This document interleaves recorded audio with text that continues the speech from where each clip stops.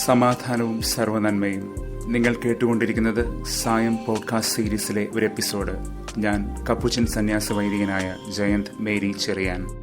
ഇന്ന് യേശുനാമത്തിൻ്റെ തിരുനാൾ, the most holy name of Jesus. യേശു എന്ന നാമത്തിൻ്റെ അർത്ഥം തന്നെ രക്ഷയെന്നാണ്. ഇന്നലെ എന്ന പോലെ ഇന്നും സങ്കീർത്തനം 98 ഈ രക്ഷയെ വിളംബരം ചെയ്യുന്നുണ്ട്. ലോകാതിരുകളോളം ദൈവത്തിൻ്റെ രക്ഷയും വിജയവും കാണുന്നുവെന്ന്. ഇന്ന് സ്നാപകൻ ലോകപാപങ്ങൾ നീക്കുന്ന ദൈവകുഞ്ഞാടിനെ ചൂണ്ടിക്കാട്ടും. യോഹന്നാൻ 1:29 മുതൽ. പരിശുദ്ധാത്മാവിനാൽ സ്നാനം നൽകുന്നവൻ ക്രിസ്തു, ഈ ദൈവകുഞ്ഞാട്. ആരുടെ മേൽ പരിശുദ്ധാത്മാവ് ആവസിക്കുന്നത് നിങ്ങൾ കാണുന്നുവോ അവനാണ് ക്രിസ്തു. കഴിഞ്ഞ ദിവസം നാം ധ്യാനിച്ചിരുന്നല്ലോ ഈ പരിശുദ്ധാത്മാവിൻ്റെ അഭിഷേകത്തെക്കുറിച്ച്. ക്രിസ്തു, അന്തിക്രിസ്തു എന്നീ വൈരുദ്ധ്യങ്ങളിലൂടെ ദൈവാത്മാവിൻ്റെ ഈ അഭിഷേകം നമ്മെ കർത്താവിൻ്റെ ദാസരാക്കി മാറ്റുകയാണ്. ഏഷ്യ 11:1-2 വരെയും 42:1. സഹിക്കേണ്ടി വരുമ്പോഴും വിശ്വസ്തയോടെ നിലകൊള്ളുന്ന, ആത്മബലി അർപ്പിക്കുന്ന സഹനദാസൻ. ലൂക്ക 18 നാഥൻ ഈ ക്ഷമാപൂർവമായ, പ്രത്യാശാനിർഭരമായ പ്രാർത്ഥനയോടെയുള്ള വിശ്വസ്തതയുടെയും വിശ്വാസത്തിൻ്റെയും താതാത്മ്യം വിവരിക്കുന്നുണ്ട്. മനുഷ്യപുത്രൻ്റെ ആഗമനത്തിൽ വിശ്വാസം കണ്ടേക്കുമോ എന്ന് നാഥൻ ചോദിക്കുമ്പോൾ വിശ്വസ്തയോടെ നിലനിൽക്കുന്നവർ ഉണ്ടാകുമോ എന്ന് തന്നെയാണ് നാഥൻ വിവക്ഷിക്കുന്നത്.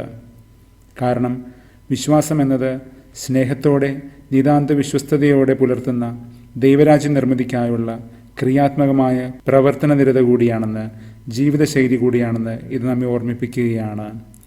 ഇങ്ങനെ വിശ്വാസത്തിൽ നിലനിൽക്കുന്നവർക്ക് ദൈവമക്കളാകാനുള്ള കൃപ അവിടുന്ന് നൽകി. യോഹന്നാൻ 1:12, യോഹന്നാൻ 3:6. ഇന്ന് 1 യോഹന്നാൻ 2:29 മുതൽ. എത്ര വിസ്മയത്തോടെയാണ് ഈ പരമാർത്ഥം ശ്ലീഹ ഉദ്ഘോഷിക്കുന്നത്.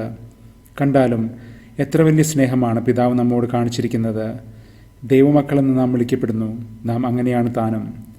ഇന്നലെ നമ്മൾ കണ്ട ആ നിതാന്ത വിസ്മയം, നിലയ്ക്കാത്ത വിസ്മയം തന്നെയാണിത്. അബൈഡിങ് അസ്റ്റോണിഷ്മെൻറ്റ്. ദൈവപുത്രൻ്റെ പൂർണ്ണതയിലേക്ക് അങ്ങനെ ദൈവമക്കളായി നമ്മൾ പുരോഗമിക്കുകയാണ്. സ്നാപകൻ ഇന്നലെ ചൂണ്ടിക്കാട്ടിയതുപോലെ നിങ്ങളുടെ ഇടയിൽ തന്നെയുള്ളവനെ നിങ്ങൾ അറിയുന്നില്ല. താനും ഒരു വേള ക്രിസ്തുവിനെ ഇങ്ങനെ തിരിച്ചറിയാതെ പോയി എന്ന് സ്നാപകൻ ഏറ്റുപറയുന്നുമുണ്ട്. ക്രിസ്തു ദൈവപുത്രൻ, ദൈവകുഞ്ഞാട് തന്നെ തന്നെ വെളിപ്പെടുത്തുന്നത് നമ്മുടെ പാപം പോക്കുന്നവനായിട്ടുമാണ്. ഈ പാപവിമോചിതമായ ജീവിതശൈലിയിലേക്കാണ് നമ്മളെ അതിനാൽ നാഥൻ വിളിച്ചുണർത്തുന്നതും. നാം ക്രിസ്തുവിൻ്റെ കൂട്ടവകാശികളായി തീർന്നിരിക്കുകയും ചെയ്യുന്നു. അവൻ വരുമ്പോൾ നാം അവനെപ്പോലെയാകും. അതുവരെയും നമ്മുടെ ജീവിതങ്ങൾ ദൈവസ്നേഹത്തിൻ്റെ വലിയ അനുഭവങ്ങളും ഉറപ്പും ഉറവുമൊക്കെ ആകണം.